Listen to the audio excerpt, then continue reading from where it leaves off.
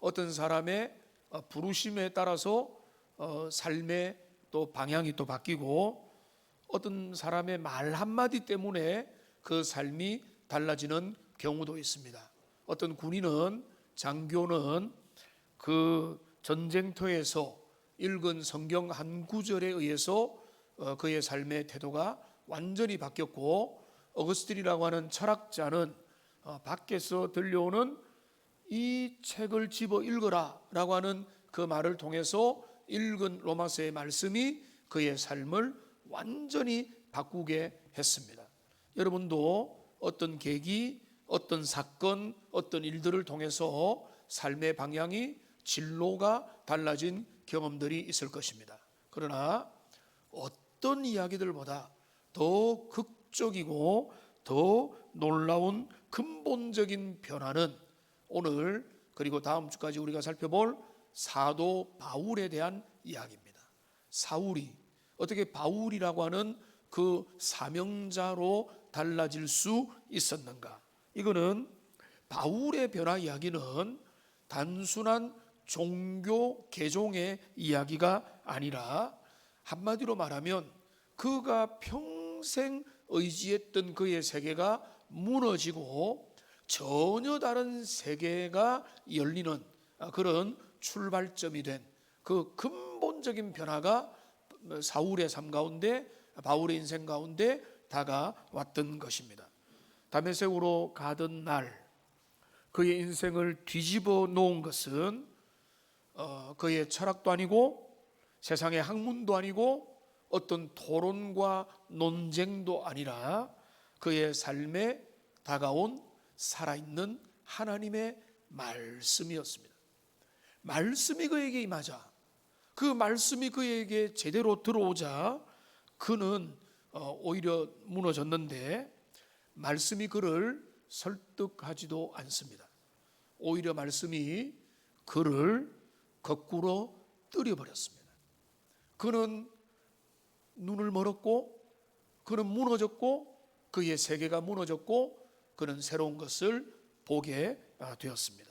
오늘 이 바울의 내용을 통해서 바울의 삶의 전반부, 일부 내용을 오늘 함께 나누어 보기를 원합니다. 왜냐하면 전체를 한 번에 설교할 수도 있지만, 그리고 몇 달, 1년에 걸쳐서 바울의 생애를 말할 수 있지만, 이번에 말씀하는 것은 한 번 또는 두 번으로 나누기 때문에 두 번 나누기 원하는데요. 신약이 총 몇 권입니까? 27권입니다. 27권 중에 적어도 13권이 바울의 저작입니다. 바울의 편지, 바울의 성경이 13권이나 된다는 말은 가장 잘 알려진 인물이 예수님 다음에 바울이라는 것입니다. 물론 구약에는 다윗, 아브라함 아주 많이 알려져 있죠. 신약에는 딱 잘 알려진 사람이 누구냐? 두 사람이잖아. 베드로, 바울. 그러니까 바울은 베드로보다 훨씬 더 정보가 많습니다. 그가 남겼던 편지들. 그래서 베드로 신학 이런 거는 신학교에서 별로 신학자들 연구가 많이 안 됐지만은 바울 신학 이러면은 연구가 엄청 많이 됐습니다. 그거는 다른 게 아니라 바울의 성경이 너무 많이 있기 때문에 그렇습니다. 이 모든 것들을 한두 번의 말씀을 통해서 다 담아낼 수 없기 때문에 결단하여 바울의 회심과 그의 아라비아에서 보낸 3년의 시간이라고 하는 이 내용을 가지고 오늘 살펴보고, 다음 주에는 그 다음에 그의 삶이 어떻게 말씀으로 빚어져 갔는가를 살펴보는 그런 시간을 가지겠습니다. 바울이 우리가 잘 많은 대부분이 아는 대로 다메섹으로 예수 믿는 사람을 핍박하려고 잡으려고 가다가 다메섹 도상에서 우리 주님의 임재를 경험했습니다. 그거를 한마디로 말하면 충돌이라고 말씀드리고 싶습니다. 충돌입니다. 충돌. 어떤 아름다운 만남 이런 게 아닙니다. 자기 의로 가득하고 열심으로 가득했던 한 젊은 인생, 자신의 모든 것들을 갖추는 인생에게 어느 날 갑자기 전혀 새로운 세계가 그에게 갑자기 불어 닥쳤기 때문에 그렇습니다. 여러분, 그 사울이 주님을 만나게 된 그 장면을 기록하는 사도행전 1장을 보면은요, 이렇게 되어 있습니다. 사도행전 9장 1절 말씀 화면에 보시고 같이 한번 띄워주세요. 사도행전 9장 1절 같이 읽겠습니다. 사울이 주의 제자들에 대하여 여전히 위협과 살기가 등등하여 대장에게 가서, 여기 이게 한마디로 말하면 뭡니까? 살기 등등이잖아요. 기세 등등 정도가 아니에요. 도끼가 그에게 있었습니다. 근데 그거는 뭔가 하면 자기 확신이었어요. 신념입니다. 여러분, 신념의 사람은요, 너무 멋있기도 하고 너무 위험하기도 해요. 그 신념이 올바른 거면 너무 대단한 것입니다. 그런데 그 신념이 잘못되면 그만큼 위험한 게 없어요.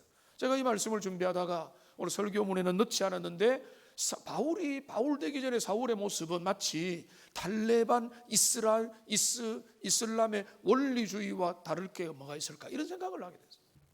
원리주의, 근본주의에 사로잡혀 있었던 사람이라는 것입니다. 그러니까 자기 신념에 사로잡혀 있으니까 그 눈에는 살기, 예수 믿는 사람 잡아서 죽이고 그들을 죽이는 게 뭐라고요? 하나님께 영광 돌리는 일이라고 사울은 생각했던 것입니다.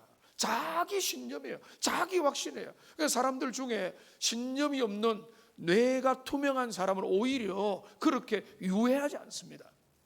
그런데 자기 신념을 가졌는데 그 신념이 잘못된 방향으로 가면은 온갖 잘못과 죄악들과 더 많은 사상자들이 거기에 일어나게 되는 것입니다. 그런데 이 자기 신념의 사람 사울이 다메섹으로 가는 그 길, 그리고 정확하게 말하면 직가라고 하는 그 불리는 로마 제국의 번화가에서 충돌을 경험합니다. 저 일부러 은혜가 나타났다 이런 표현보다 그의 사울의 입장에서는 충돌이 생기게 된 것입니다. 주님이 말씀합니다. 사도행전 9장 4절과 5절을 이제 보시면은 땅에 엎드러져 들음에 하나님이 음성 가운데 말씀하십니다. 사울아 사울아, 네가 어찌하여 나를 박해하느냐 하시거늘 대답하되 주여 누구시니까? 나는 네가 박해하는 예수라. 그가 거부하고 그가 원수로 삼았고 그가 박해했던 그 모든 교리의 대상이고 성도들이 믿는 신앙의 대상인 예수님이 부활하신 그리스도가 친히 사울에게 나타났던 것입니다. 여러분, 바울이 주님을 찾아갔습니까? 바울이 주님을 만나고 싶어 해서 그가 간절히 기도했습니까? 전혀 그렇지 않습니다. 주님께서 전혀 생각하지 않는 사울의 인생에 찾아오셨습니다. 그래서 여러분, 바울의 성경 13권을 쭉 읽어보면요, 그 어떤 데보다 하나님의 은혜가 많이 나타납니다. 이유가 뭘까요? 그는 저항할 수 없는 은혜를 경험했던 사람이거든요. 그 누구보다, 나는 뭐 대신하게 이게 아니고 나는 예수 믿을 의사가 없었는데 주님이 그에게 나타나신 거예요. 그에게 보여주시고 그를 데려가시고 인도하셔서 주님의 사람으로 몰아가시니까 그의 삶은 뭔가 하면 불가항력적인 은혜, 저항할 수 없는 은혜를 경험하는 인생이었기 때문에 그 어떤 데보다 바울의 성경을 읽어보면 거기에 보면은 나는 복음의 빚진 자다, 모든 것은 하나님의 은혜의 선물이다, 나는 공로가 없다, 우리의 행위는 아무것도 아니라는 것이 왜 강조되는 건가 하면은 그가 용서를 많이 받았기 때문에, 하나님의 은혜를 더 많이 누렸기 때문에 더 많은 그 은혜를 찬양하는 그런 신학자, 사역자, 선교사가 된 것입니다. 여러분, 우리들 중에서 어떤 사람은 뜨겁죠. 어떤 사람은 아주 주님의 은혜를 더 많이 높이죠.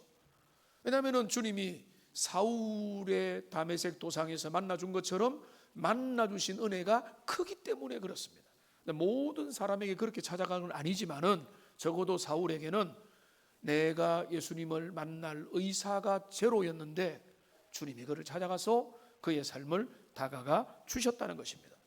전로 역정의 저자 존 번연도 마찬가지입니다. 그는 주님을 만날 의사가 없었습니다.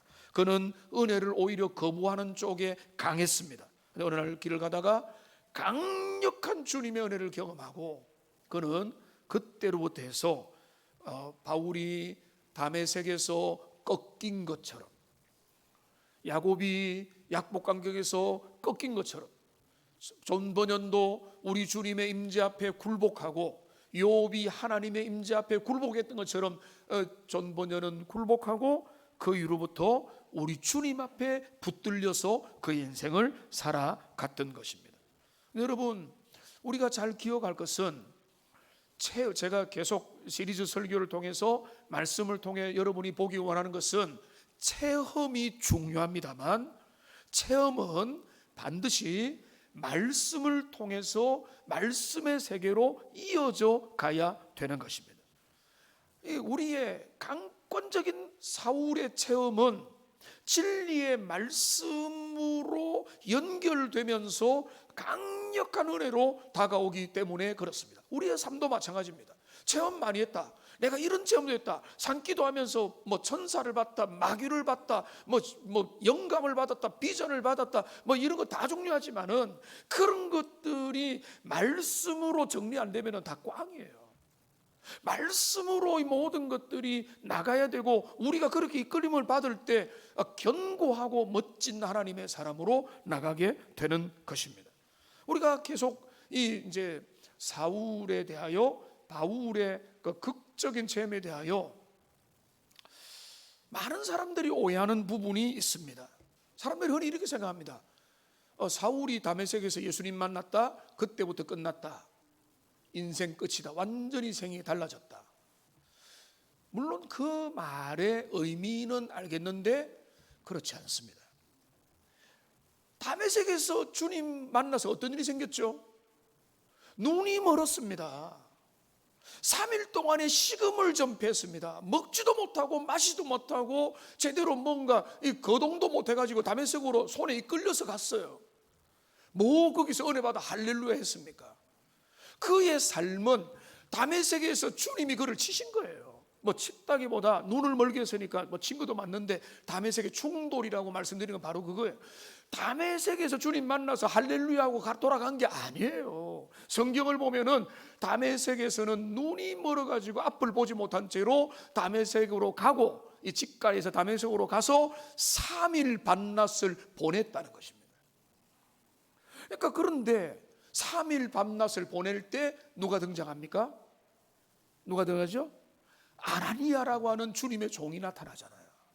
아나니아가 나타나서 그 만남의 의미를 성경적으로 해석을 해줍니다. 이거를 여러분 우리가 볼 수 있어야 돼요. 다메섹에서 주님 만났다 끝났다. 그게 아닙니다. 주님을 만났습니다. 그는 당황스럽죠. 충돌이 되죠. 이게 무슨 일인가? 내 인생이 여리로 가고 있는데 엉뚱한 충돌이 내게 와가지고 예수님이라는 분이 나타나서 네가 핍박하는 자가 내가 예수다. 나는 너에게 꿈이 있다. 이런 말씀하시니까 어안이 벙벙했는데 그가 정리 안 됐다는 거예요. 그런데 딱 다메섹에 가니까 주님의 인도를 받은 선지자 아나니아, 주님의 종, 오늘 하면은 목회자가 등장해서 그는 바울에게 말합니다. 오늘 사도행전 22장 14절 말씀에 화면에 보면은 이렇게 말합니다. 우리 조상들의 하나님이 너를 택했다. 너로 하여금 하나님의 뜻을 알게 하신다. 그 의인 그리스도 예수를 보게 하시고 그 그리스도의 입에서 나오는 음성을 듣게 하셨다. 이 바로 다음 구절이 뭔가 하면 그러므로 너는 복음의 증인이 될 것이다. 이렇게 가는 거거든요. 그러니까 여기서 중요한 건 뭔가 하면 사울이 은혜 받아서 다메섹에서 주님 만나서 끝났다가 아니라 주님을 만나고 난 다음에 말씀의 인도를 받았다는 게 더 중요한 거예요. 이거를 우리가 놓치고 그냥 다메섹의 경험을 달라고 하는데 다메섹 경험 중요하죠. 필요하죠. 의미 있죠. 근데 그 경험은 반드시 말씀의 인도를 따라 받지 않으면은 세상의 샤머니즘이나 무당이나 이 세상에 있는 신비한 것 추구하는 것과 다를 바가 없다는 것입니다. 그러니까 아나니아가 그 바울이 주님이 그에게 만나 주신 의미를, 그 깊은 이유와 의미를 들려주시고 사명까지 알려주시자 그에게는 그 깨달음의 시간들이 나타나게 된 것입니다. 그러니까 우리는 반드시 우리에게 체험이 있습니까? 영적인 경험이 있습니까? 체험과 경험은 말씀으로 인도받아야 됩니다.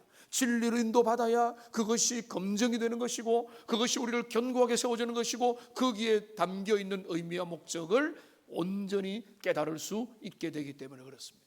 그러니까 사울에게 우리 주님이 일방적으로 침입하셨고 그의 세계는 흔들렸고, 그때로부터 그의 새로운 인생이 시작되게 되는 것입니다. 그러니까 여러분, 체험만이 전부가 아닙니다. 그러니까 체험과 경험은 반드시 지난주에 베드로처럼 베드로가 베드로서 1장에서 말한 대로 나는 경험을 했고 우리 주님의 영광을, 위엄을 친히 본 자지만은, 근데 그가 뭐라고 했습니까? 이보다 더 확실한 예언이 있다. 내 경험보다 더 중요한 하나님의 말씀이 내 삶의 기반이고 여러분이 붙들어야 될 것이다라고 하는 것입니다. 여러분, 우리는 경험주의가 얼마나 많습니까? 내가 해봤나? 내가 해봤다. 내 눈으로 봤다. 내가 손으로 만져봤다. 그런데 그보다 더 중요한 것은, 보는 것보다 더 중요한 것은 영원히 변하지 않는 진리 앞에 우리의 삶의 모든 경험도 종로도 할 수 있도록 올려드리는 것입니다. 그러니까 사울이 바울 되는, 바울의 인생의 첫 번째는 복음 앞에 충돌입니다. 충돌. 그러니까 그 충돌의 사건이 1단계입니다. 그 다음에 오늘 이제 우리가 두 번째 살펴본 것은 뭔가 하면 초점을 제대로 맞추게 되는 시간입니다. 이게 중요합니다. 오늘 본문을 우리가 읽었던 바로 본문 바로 다음에 보면 18절에 이렇게 시작하죠. 그 후 3년 만에 예루살렘에 올라갔다, 이렇게 되어 있습니다. 가르디아 16절 17절 화면에 한번 보시면 이렇게 되어 있습니다. 화면에 띄워주세요. 그의 아들을 이방에 전하기 위하여 내 속에 나타나시기를 기뻐하셨을 때에 내가 혈육과 의논하지 아니하고 예루살렘으로 가지 아니하고 어디로 갔다고요? 아라비아로 갔다라고 했습니다. 아라비아에서 얼마를 보냈는가? 3년 만에 예루살렘에 올라갔으니까 이거는 만 3년이 아닐 가능성이 높습니다.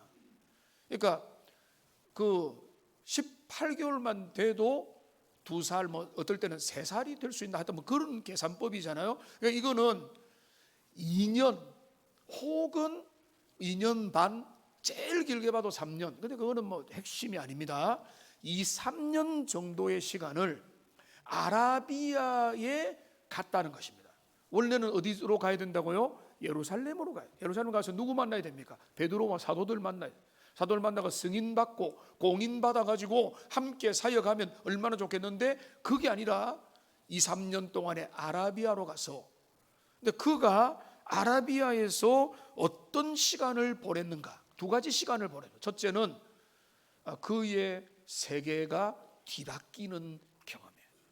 그의 이전의 모든 세계관이 재정립되는 시간, 소위 말하면 신학교 갔다는 것입니다. 신학 공부, 말씀 공부를 집중적으로 했다는 것입니다. 그 다음에 또 하나는 뭔가 하면 놀랍게도 그것만 한 게 아니라 그는 그때 기회가 되는 대로 복음을 전했습니다. 그러니까 복음은 그때 아나니아를 통해서 깨달았고, 그 다메섹 경험을 통해 깨달았고, 그 깨달았던 복음이 2년 3년 동안의 아라비아에서 완전히 재정립되는, 그 모든 자신의 세계가 다시 탈바꿈되는 그런 시간들이 이 바울에게 주어졌다는 것입니다. 여러분, 그러니까 여러분, 바울과 베드로는 죄송해요. 제가 천국에 가면 베드로한테 약간 부드러운 꾸중을 드려야 됩니다. 왜냐하면 설교하면서 항상 무식한 베드로 이래가지고 네가 뭔데 이러냐 하고 혼날 가능성이 있습니다. 그런데 바울과 비교해보면 베드로는 머리가 깨끗한 사람입니다. 그죠? 든 게 별로 없으니까 하나님이, 예수님이 가르친 대로 쑥쑥 들어가고 그의 성량과 기질만 바꾸면 됩니다. 그런데 바울은 다릅니다. 바울은 일자무식도 아니었고 보편적인 교양인 정도가 아니었습니다. 바울은요, 자기 신념이 너무 강력한 사람이에요. 어느 정도 강력했는가 하면은 예수 믿는 사람 때려 죽이려고 가고 있었잖아요. 그리고 그는 그 일에 살기가 위협이 등등하고 눈에 도끼가 가득해요. 근데 그는 그냥 감정적으로만 그냥 쫓아다니는 그런 사람이 아니라 그는 진짜 그런 소신과 자기 세계관이 확실했던 사람이거든요. 우리가 잘 알고 있는 대로 그는 학문적으로도 탁월했고 가말리엘 문화에서 제대로 공부를 했고 그의 가문도 유대 율법에 정통했고 그는 정통 유대 교육을 제대로 받았으며, 그러니까 오늘 말하면은 최고의 교양인이요, 당대에 제일 경쟁력 있는 그런 어떤 지성인이었다는 것입니다. 자꾸 베드로 이제 오히려 비교하니까 했는데, 베드로와는 상대가 안 되는 탁월한 지성인으로서 그의 세계에 복음이 충돌되게 됐던 것입니다. 그러니까 그 지성이라는 말을 우리가 좀 더 분명히 말하면, 이 바울은 구약을 저보다 10배 더 잘 알았다는 거예요. 여러분보다 10배 더 많이 알고 있는 거예요. 모세오경과 시편과 성문서와 시가서의 내용들과 구약의 조항들의 의미들을 우리보다 훨씬 더 잘 알고 있는 그런 초전문가였습니다. 그러니까 그는 은혜 받았다고 해서 이제는 다 나 옛것을 버린다, 술 담배 버린다, 잘못된 거 버린다, 세상의 습관 버린다 하고는 바울하고는 관계가 없어요. 바울은 그게 아니라 그가 붙잡았던 좋은 신뢰, 그가 붙잡았던 진짜 괜찮은 가치관, 쉽게 말하면은 유교의 전통, 어떤 좋은 철학, 나의 공자 철학, 어떤 플라톤의 철학, 나의 고상했던 어떤 인본주의적인 어떤 철학에 진짜 있는 사람이 그 세계를 바꾸는 것과 그 이상의 것이 바울의 경험이라는 것입니다. 그러니까 여러분, 이 바울의 아라비아 인연은 어떤 시간이었을까? 여러분, 요즘에 바닷가나 아주 넓은 강이나 전망 좋은 산에 가면 뭐가 있는가 하면 망원경이 있습니다. 대부분이 유료입니다. 500원. 그리고 어떤 거는 무료도 있습니다. 그걸 딱 망원을 보면 처음에 어떻습니까? 안 보입니다. 잘 안 보이는데 뭘 하죠? 그 망원경에 초점을 맞춥니다. 초점을 쫙쫙 맞추면은요, 이 부산의 앞바다 같은 거 보면은 제가 대마도를 봤는지 안 봤는지 모르겠어요. 맑은 날 멀리 보면 대마도가 보인다는데, 저게 대마도다 하는데 그게 대마도인지 아닌지 모르기 때문에 봤는지 안 봤는지 모르겠어요. 사람들이 막 가까운데 저기 영도섬을 보고 대마도라 하는지 모르기 때문에 그런데, 근데 분명한 거는 날씨 좋은 날에 초점을 잘 맞추면 저 멀리 배가 잘 보이는 거는 분명합니다. 그러니까 지금 이 베드로와 다르게 우리 같은 그냥 진짜 아무 배경 지식이 없던 사람과 다르게 바울에게 있어서 아라비아 시간은 어떤 시간인가 하면 모든 지식들이 부족하다기보다 그 모든 자신의 세계관이 올바른 렌즈를 통해서 초점을 맞추는 시간으로 하나님 앞에 그 시간을 보내게 된 것입니다. 이전까지 그의 초점은 뭐였는가 하면 율법이거든요. 율법이라는 기준으로 모든 것들을 바라봤습니다. 그러니까 그 기준을 보니까 예수 믿는 사람 다 가짜고, 그들은 위험한 자고, 그들은 전염병을 일으키는 자고, 그들은 죽여서 마땅하다. 결론이 그렇게 나오는 율법의 초점이에요. 근데 복음의 초점은 율법이 아니라 뭡니까? 예수 그리스도거든요. 그러니까 복음의 초점으로 옮겨가려고 하니까, 그러면 이사야는 어떻게 되지? 그러면 구약의 모세오경의 율법의 조항은 어떻게 되지? 바울의 머릿속에는 복잡해진 겁니다. 우리같이 아무 배경이 없는 사람은 오히려 예수님을 믿고 나면 잘 받을 수 있는데, 나의 세계가 분명한 사람은 그 세계를 복음 앞에서 정립되는 시간을 안 가지면요, 그거는 그 세계가 열리지 않는 겁니다. 얼마 전에 가정 신방을 갔는데 그분이 그런 고백을 하더라고요. 제가 한 10년쯤 전에 하나님이 저에게 은혜를 주셨는데, 은혜를 주니까 정확한 표현은 아닙니다만 이런 쪽입니다. 마치 아주 장틈에 쌓인 뽀얀 먼지들이 깨끗하게 사라진 그런 느낌들을 내가 가지게 되었습니다. 여러분, 그런 경험을 저는 너무 잘 이해를 하거든요. 눈이 열리는 것입니다. 세계관이 달라지는 것입니다. 인생을 바라보는 보라, 새로운 피조물이로다. 이전과 전혀 다른 존재로 바뀌는 그 삶의 어떤 비약이 일어나는 순간. 그러니까 그분에게 지식이 없었습니까? 바울에게 지식이 없었겠어요? 정보가 없었겠어요? 근데 그분이 그런 이야기, 어릴 때 모태신앙인데 들은 이야기, 많은 성경의 지식들과 많은 교회 이야기 다 알았는데, 그 알았던 것과 알았던 모든 것들이 복음의 눈앞에서 싹 선명하게 열리게 되더라. 여러분, 저와 여러분이 그런 은혜를 이미 누린 줄로 믿고, 많은 분들, 그것이 무슨 말인지도 모르는 분들에게 하나님이 은혜를 주셔서 그 은혜를 통해서 여러분의 영적인 눈이 영안이 열리고 영적인 눈이 떠져서 모든 것들을 복음 안에서 선명히 볼 수 있는 은혜의 백성들이 다 되시기를 주님의 이름으로 축복합니다.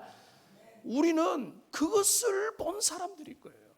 그러니까 바울에게 아라비아의 2년의 시간은 왜 우리에게 공부가 필요하고, 왜 우리가 하나님의 말씀을 주목하고 알아가고 말씀을 통해서 모든 것들을 공부하는 시간이 필요한가 하면은 바울에게도 필요했다는 거죠. 오히려 공부 많이 한 사람들, 세상 철학에 찌들려 있는 사람들, 인간적이고 인본주의 사고방식을 가지고 있는 사람들은 그 세계가 너무나 강력한 견고한 진이기 때문에 이 모든 것들을 능가하는 압도적인 그리스도의 진리의 렌즈로 그것을 바라보지 못하면 우리는 끊임없이 복음은 뭔가 하면요, n분의 1이 돼버리는 거예요. 교회 오는 사람들 중에 하나님 미워하는 사람 누가 있어요? 하나님 좋습니다. 문제는 뭡니까? 물질도 좋습니다. 세상도 좋습니다. 쾌락도 좋습니다. 건강은 중요합니다. 하나님이 뭔가 하면 n분의 1의 하나님. 하나님이 절대일 넘버원, 그분 안에서 모든 것들이 정리되는 게 아니고 재정립되는 게 아니라 나에게는 우리 집의 전통이 중요해.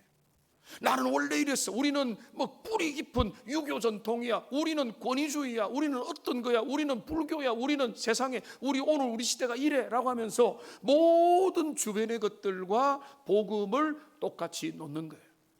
우리가 로만 가톨릭을 비판하는 이유는 전주교 멋있죠. 성당에 들어가면은 우리보다 더 신비하죠. 기도 한번 하면은 훨씬 더 거룩하게 울려 퍼져요.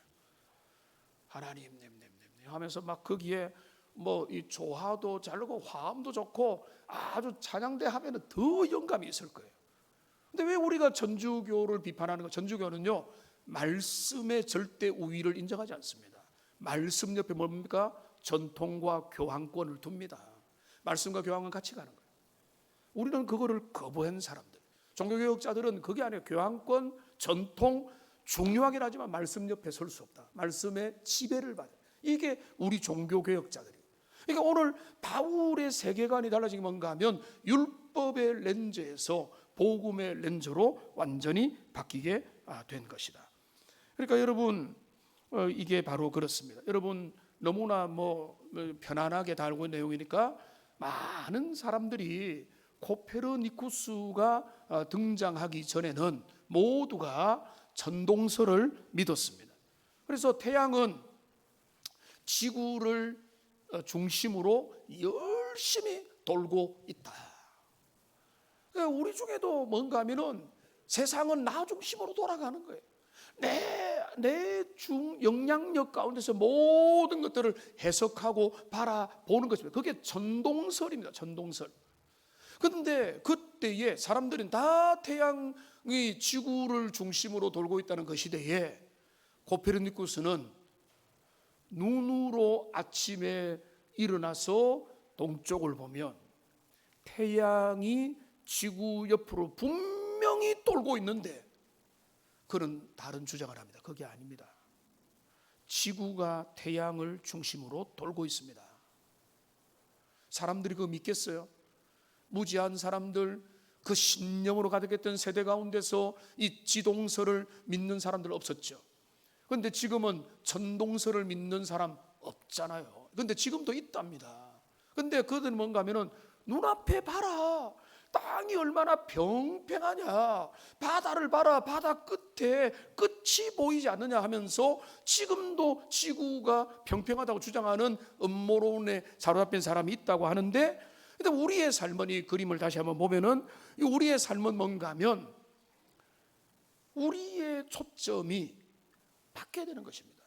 어떻게 바뀌어야 되는가 하면 그냥 예수님 좀 잘 사랑한다, 교회 중심으로 산다, 이게 아니라 우리의 내면에 그리스도 예수를 아는 지식, 우리 주님이 우리의 삶의 모든 것의 중심으로 자리하게 될 때 되고, 나는, 우리 인생은, 우리의 가정도, 우리의 삶도, 우리의 역사도, 이 세상의 모든 패권도, 모든 나라도, 모든 민족도, 모든 것들도 주님의 주권 가운데서 모든 것들이 움직인다, 이런 어떤 천동설에서 지동설로의 우리의 삶의 어떤 생각의 변화, 이게 지금 바울에게서 아라비아 사막 가운데서 그에게 일어났던 그런 일인 것입니다. 여러분, 복음은요, 복음을 만나게 되면 초점이 바뀌게 되는 것입니다. 여러분 어떻습니까? 초점이 달라졌습니까? 그리스도 예수 안에는 명확한 초점을 가지고 삶을 바라보고, 내 인생 바라보고, 우리의 현실의 모든 것들을 그분 안에서 해석하면은요, 다 해석이 돼요. 근데 그렇지 않으면 끊임없이 이상하고 엉뚱한 해석을 하게 될 수밖에 없는 것입니다. 바울은 점점 더 선명한 그 복음의 초점으로 나아갔습니다. 그는 말씀의 가치를 빌립보 감옥에서 인정하는 그 다음에 진짜 단계로 나갔습니다. 그는 이제 빌립보서 그 고백을 보면은 그가 가졌던 모든 인간적인 자랑거리, 종교적인 스펙들보다 그리스도를 아는 지식을 가장 높이 줬습니다. 그리스도를 아는 지식은 쉽게 말하면 그리스도를 통해서 하나님의 말씀의 계시를 알아가는 것, 그것을 제일로 귀중하게, 나머지 어떤 것보다 귀중하게 여겼습니다. 빌립보서 3장 8절 말씀입니다. 같이 한번 읽어보겠습니다. 또한 모든 것을 해로 여김은 내 주 그리스도 예수를 아는 지식이 가장 고산하기 때문이라. 내가 그를 위하여 모든 것을 잃어버리고 배설물로 여김은 그리스도를 얻고, 그 다음에 보면은 그 안에서 발견되려 함이니, 이렇게 나옵니다. 여기 보면 두 가지를 주목하면 배설물로 여긴다는 것입니다. 조금 여러분 불쾌한 단어긴 하지만 이거는 단순한 쓰레기가 아니라 길거리에 버려진 오물이나 인분을 택하는 것입니다. 자, 여러분, 토사물, 우리의 배설물, 그 정도의 바울이 뭘 놓지는지 아세요? 자신의 학문, 나의 경험, 나의 철학, 나의 모든 것, 내 삶의 복음 아닌 모든 것들을 그는 상대화시키는. 근데 우리가 부담이 될 정도로, 이거는 우리 같은 경우에는 저는 부드럽게 말하는 편이에요. 이거는 하위에 있습니다. 근데 바울은 뭔가 하면 쓰레기라는 거예요. 쓰레기.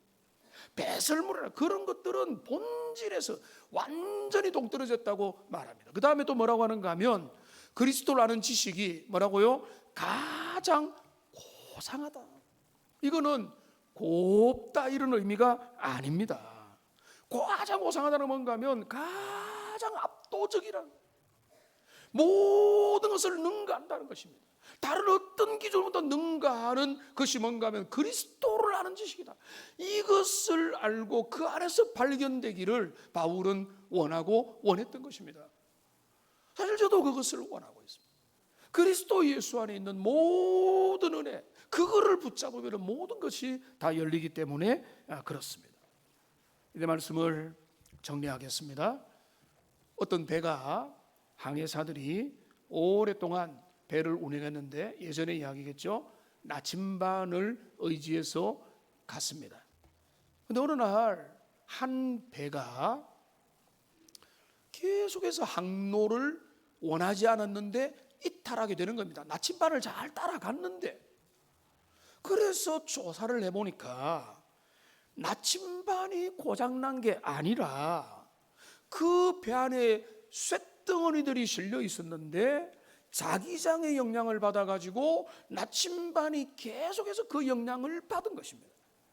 제가 어렸을 때 그 나침반을 가지고 놀았던 기억이 있는, 나침반을 하면은요 계속 움직입니다. 왜 그렇죠?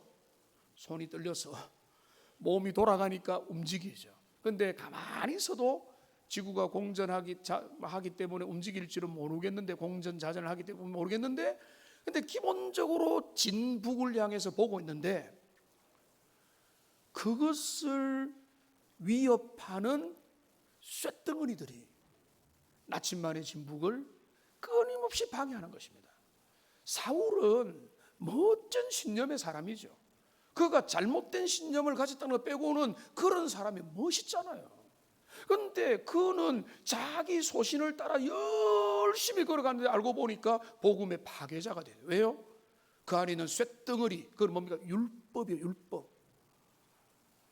근데 오늘 우리가 마지막 설교의 결론은 뭔가 하면, 우리의 삶에 어쩌면 나침반이 고장난 게 아니라 내 삶에 있는 쇳덩어리가 너무 강해가지고 나의 자아, 나의 정욕, 나의 인간, 나는 내 인생은 내 것이라고 하는 인간적인 쇳덩어리, 물질, 건강, 자녀, 인생, 나의 자유, 이런 것들이 너무 강해가지고 그것이 우리 그 자기장을 일으켜서 진북을 바라보지 못하도록 끊임없이 유혹하고 있는 것은 아닌지.